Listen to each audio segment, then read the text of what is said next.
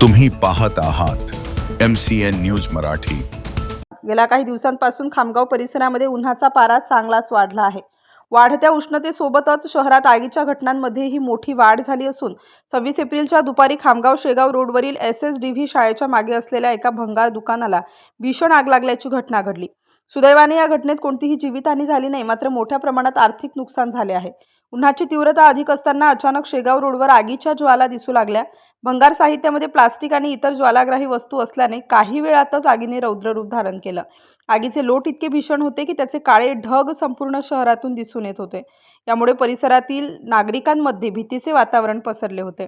घटनेची माहिती मिळताच खामगाव नगरपालिकेच्या अग्निशमन दलाने तातडीने घटनास्थळी धाव घेतली। आगीची भीषणता पाहता एकामागोमाग एक अशा एकूण 4 गाड्यांना पाचारण करण्यात आले। अग्निशमन दलाच्या जवानांनी अथक परिश्रम घेऊन आगीवर नियंत्रण मिळवलं, ज्यामुळे ही आग शेजारील वस्ती किंवा इतर दुकानांपर्यंत पसरण्यापासून रोखण्यात यश आलंय।